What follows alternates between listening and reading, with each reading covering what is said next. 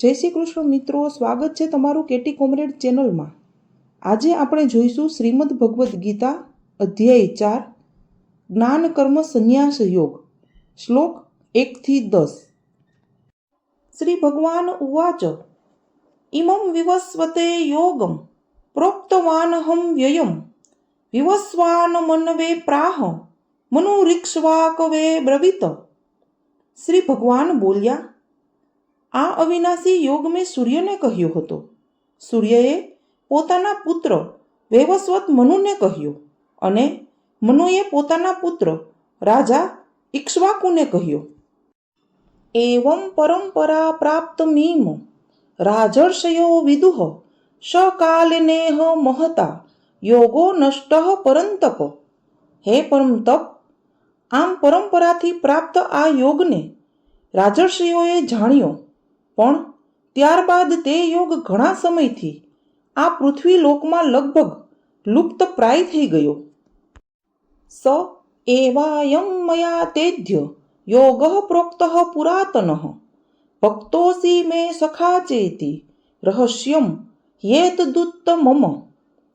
તું મારો ભક્ત અને પ્રિય સખા છે, માટે એ જ આ પુરાતન યોગ આજે મેં તને કહ્યો છે, કેમ કે આ ઘણું ઉત્તમ રહસ્ય છે, એટલે કે ગુપ્ત રાખવા યોગ્ય વિષય છે। અર્જુન ઉવાચ અપરમ ભવતો જન્મ પરમ જન્મ વિવસ્વતઃ કથમેતદ્વિજાનીયામ ત્વમાદો પ્રોક્તવાનિતિ। અર્જુન બોલ્યા, આપનો જન્મ તો અર્વાચીન હાલનો છે, જ્યારે સૂર્યનો જન્મ તો ઘણા પહેલાનો છે, એટલે કે કલ્પના આરંભે થયેલો છે।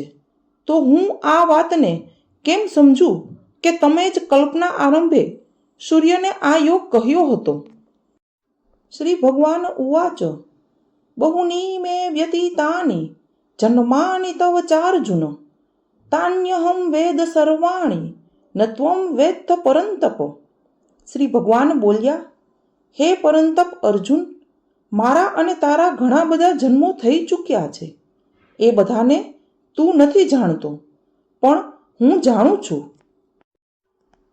અજોપી સન્ન વ્યયાત્મા ભૂતાનામીશ્વરોપી સન્ન પ્રકૃતિમ સ્વામધિષ્ઠાય સંભવામ્યાત્મ માયયા।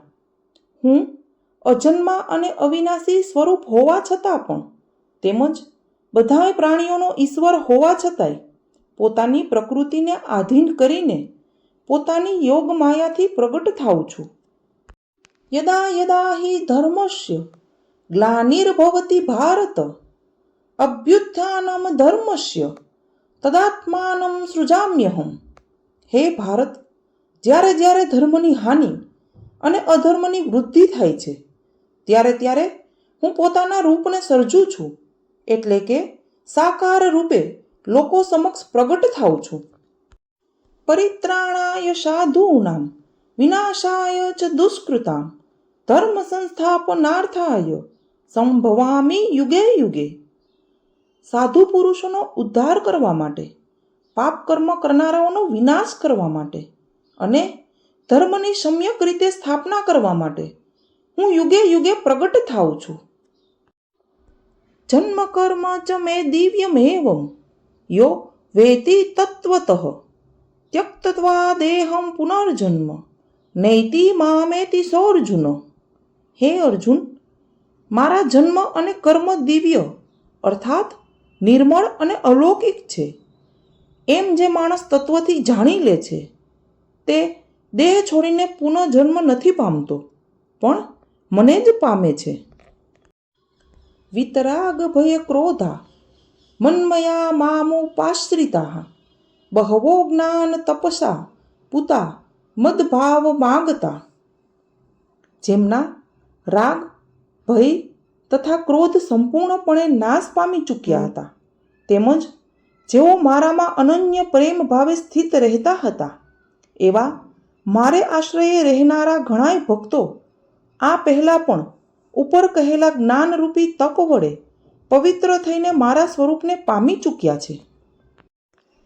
સર્વશક્તિમાન સચ્ચિદાનંદ ઘન પરમાત્મા અજ, અવિનાશી અને સર્વ જીવોની પરમ ગતિ અને પરમ આશ્રય છે. તેઓ કેવળ ધર્મને સ્થાપવા તેમજ સંસારનો ઉદ્ધાર કરવા માટે જ પોતાની યોગ માયાથી સગુણ રૂપ ધરીને પ્રગટ થાય છે. માટે પરમેશ્વર જેવું સુહૃદ, પ્રેમી અને પતિત પાવન બીજું કોઈ નથી. એમ સમજીને જે માણસ પરમેશ્વરનું અનન્ય પ્રેમથી નિરંતર ચિંતન કરતો આસક્તિ વિના સંસારમાં વર્તે છે, એ જ એમને તત્વથી જાણે છે. મિત્રો, અધ્યાય 4ના આગળના શ્લોક જોવા માટે હવે પછીનો વિડીયો જુઓ. વિડીયો ગમ્યો હોય તો વિડીયોને લાઇક, શેર અને સબસ્ક્રાઈબ કરો. Thank you.